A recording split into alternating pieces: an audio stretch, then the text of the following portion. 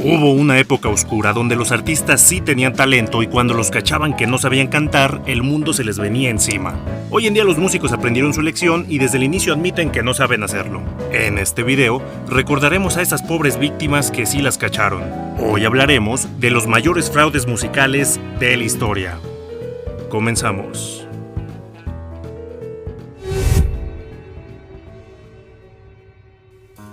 Para comenzar esta historia, nos vamos a ir hasta el otro lado del mundo, Japón, donde su población brilla por su rectitud y su honestidad, excepto por este desgraciado. Su nombre es Mamoru Samuragochi.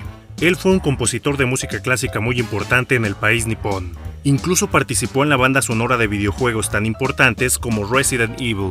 A mediados de la década de los 90 llegó su punto más alto de fama. Su canción más importante fue la Sinfonía número 1 de Hiroshima, que como podrás imaginarte era una canción homenaje a las víctimas de aquella ciudad de la Segunda Guerra Mundial. Su canción fue un símbolo de paz, y se popularizó aún más el día que el tsunami azotó Japón en el año 2011, donde su canción acompañó este suceso conmoviendo a la gente. E incluso hay un documental de la cadena NHK donde el músico viajaba a la zona del desastre. Es decir, no solo su música sino él mismo era un símbolo para la población. Lo apodaron como el Beethoven japonés. Esto dado que supuestamente era sordo. El éxito le sobraba. Vendió más de 100,000 copias de su música en Japón. Hasta que apareció Takashi Nigaki, un profesor de la prestigiosa escuela de música clásica, Toho Gakuen. Este reveló que durante 18 años, él estuvo componiendo las canciones de Mamoru, recibiendo 7 millones de yenes para componer. Takashi reveló que él nunca pensó que Mamoru fuera realmente sordo, ya que incluso escuchaba y daba retroalimentación de las canciones. Originalmente Takashi empezó a ayudarlo de buena fe, pero con el pasar de los años le remordió la conciencia. No le quedó de otra que sacar la mentira a la luz. Y pues evidentemente desprestigió la carrera de Mamoru. A este no le quedó de otra más que dar la cara y decir: señores, quizás exageré mi discapacidad auditiva para hacerme pasar por un sordo, aprovechándome de esto para ganar fama y ser comparado con Beethoven. Además de que contraté a una persona externa para que compusiera mi música durante 20 años, y quedarme yo todo el crédito. Y sí lo hice. Pero el PRI robó más. Finalmente dio la cara en una rueda de prensa donde entre lágrimas pidió perdón. Ya saben cómo son los japoneses.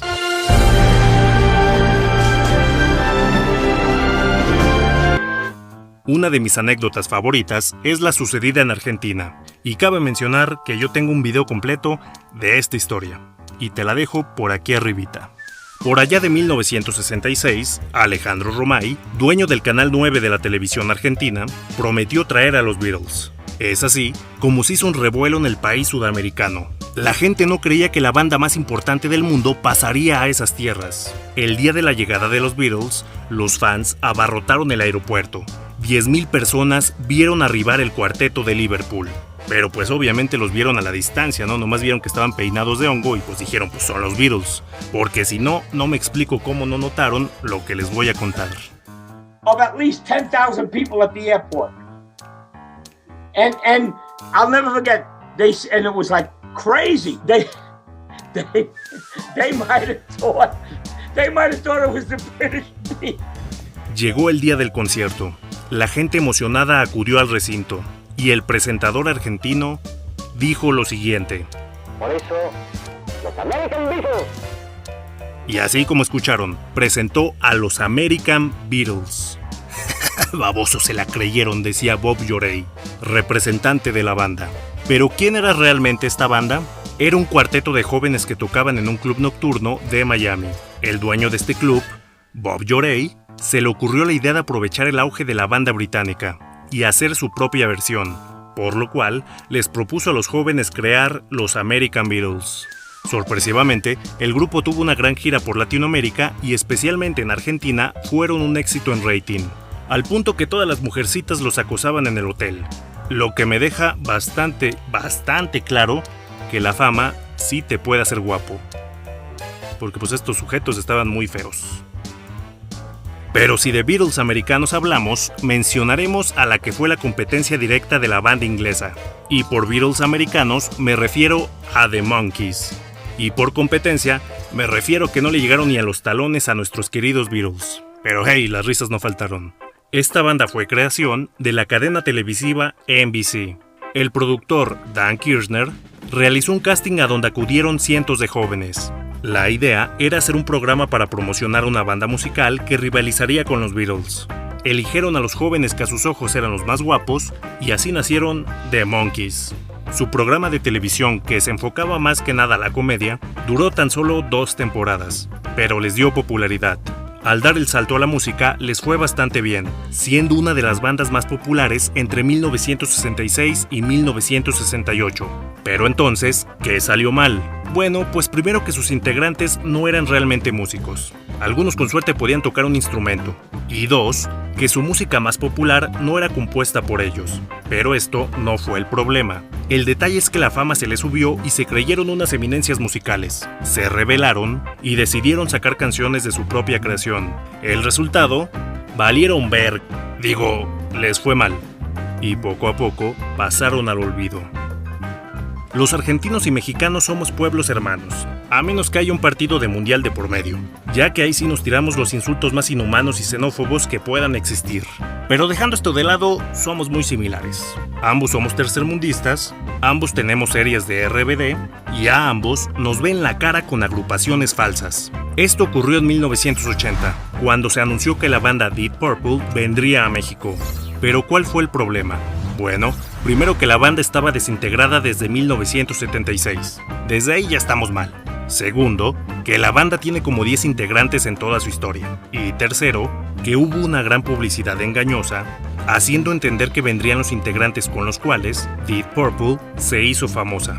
El principal promotor de este evento fue Rod Evans, quien fue fundador original de la banda y alcanzó a grabar 3 discos con ella, pero pues aún así, vio triunfar a la banda a la distancia. Él se dedicó a ejercer como terapeuta hasta que le propusieron una gira que a todas luces lucía como un proyecto engañoso. Aún así, Rod dijo: "Si nos cachan, lo único que perderé es mi dignidad. ¿Qué más da?". Y es así como promocionaron una gira por Canadá, Estados Unidos y México. En México tocarían el 26 de junio de 1980, en el Estadio Olímpico. Rápidamente la gente notó que los integrantes no eran aquellos que le dieron fama a la banda. Aunado a esto, los músicos desafinaban, se escuchaban forzados, y asistentes al evento cuentan que una lluvia azotó el evento, empeorando el audio que de por sí era bastante deficiente. Rod Evans no llegaba a los tonos de las canciones de Ian Gillan y David Coverdale. Las únicas canciones que pudo cantar bien fueron aquellas salidas en la época cuando él integraba la banda, como Smoke on the Water. Pero bueno, para no alargar más esta historia, al final hubo una demanda contra Rod Evans por prácticas engañosas. ¿Y recuerdan que pensó que solo perdería su dignidad? Pues no, perdió $4 millones en esta demanda, pero él alegó que no tenía dinero suficiente para pagar esto, lo cual realmente era cierto. Así que se le condenó a perder todas sus regalías y beneficios que se generaran por su participación en Deep Purple de esa fecha y pues hasta que se muera.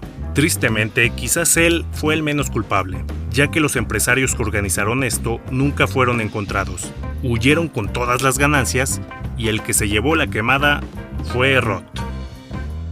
Quizás el siguiente es el fraude musical más sonado de la historia, y también tengo un video de este en el canal, así que vamos a sintetizar esto, y por si gustas, aquí te dejo anclado el video con la historia completa. Esto sucedió en los años 90. Frank Farian era un productor musical que inició su vida siendo un chef, y su sueño siempre fue incursionar en la música. Y vaya que lo logró. En 1987 estaba buscando integrantes para conformar su nueva banda. Y aquí un pequeño paréntesis. Frank Farian ya había sido organizador de otra banda fraudulenta, pero esto lo explico en el video que les dejé anclado. Volviendo al tema, Frank encontró a sus hombres: Rob Pilatus, nacido en Alemania, y Fab Morgan, nacido en París. Ambos eran bailarines y contaban con un físico excepcional, pero pues no cantaban nada. Así que ¿cuál fue la solución de esto? Pues simple: poner a 2 sujetos feos a cantar y que los guapos se subieran al escenario a mover los labios. Y fue así como surgió Milli Vanilli. Y bueno, ¿para qué les cuento? Fue un hitazo mundial, sobre todo con su canción Girl You Know It's True, que desde el día que hice el video esta canción no se me quita la cabeza, ¿eh? Una vez que la escuchas ya no hay vuelta atrás, ya nomás vas a estar de Girl You Know It's True, I love you. Es muy pegajosa, pero bueno. el dueto gozó de un gran éxito, incluso llegando a ganar un American Music Awards por Artista Revelación y otro por Mejor Canción Pop en 1990, a la par que ganaron un Grammy por Mejor Artista Nuevo. Pero bueno, tarde o temprano se iba a destapar la verdad. Frank Farian notó que los bailarines estaban a punto de quebrar y revelar la verdad, así que intentó tranquilizarlos. Y en cuanto les dio la espalda, se fue corriendo a soltar todo el chisme. Todo esto para que nadie lo culpara a él. El 12 de noviembre de 1990, Frank hizo una rueda de prensa donde contó toda la verdad. Y la carrera de estos dos llegó a su fin. Incluso tuvieron que hacer otra rueda de prensa donde simbólicamente entregaban su Grammy a los cantantes verdaderos. Y para finalizar, uno de los fraudes o incluso actos más aprovechados que han sucedido a un artista de talla mundial. Como sabemos, Michael Jackson murió en junio de 2009 y en el año 2010, Sony lanzó un disco póstumo con canciones supuestamente inéditas del cantante. Y bueno, pues ya sabrán, el mayor artista de la historia había muerto recientemente. Toda la gente se volvió loquita y salió a comprar el disco. También hay que agregar que justamente por la muerte de Michael Jackson, los fans aumentaron muchísimo. Canciones como Thriller se volvieron las más sonadas de aquella época. Yo en ese entonces tenía 15 años y me acuerdo que todos los días en MTV estaba plagado de música de Michael Jackson. Al punto que yo también me hice fan. Y mira que a mí de niño Michael Jackson me daba miedo, güey. O sea, para mí era el sujeto pálido de nariz rara. Y bueno, como dije, me terminé siendo fan y pues a veces me gusta salir a la calle con la camisa entreabierta mostrando pezón y hacer algo así.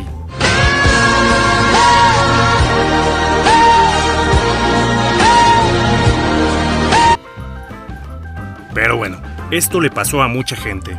Entonces las ventas se dispararon en todo el mundo. Pero todo explotó cuando la hija de Michael, Paris Jackson, públicamente denunció que varias de estas canciones no eran de su papá, sino que habían sido cantadas por una persona de nombre Jason Malachi, quien tiene un tono de voz muy similar al del difunto cantante. Jason también reveló la verdad mediante su página de Facebook. Pero Sony declaró que solo era un sujeto que buscaba colgarse de la fama de Michael Jackson. 8 años más tarde, y después de un largo juicio, Sony finalmente admitió que 3 de las canciones fueron fabricadas para el álbum, y finalmente se decretó que todos aquellos que hubieran comprado el disco tenían derecho a un reembolso. Uno de los ejemplos más claros de cómo la codicia puede hacer que incluso se aprovechen de la muerte de una persona. Pero bueno, esto fue todo por el video de hoy. Déjame saber en los comentarios qué te pareció este video, y nos vemos en la próxima. Chao.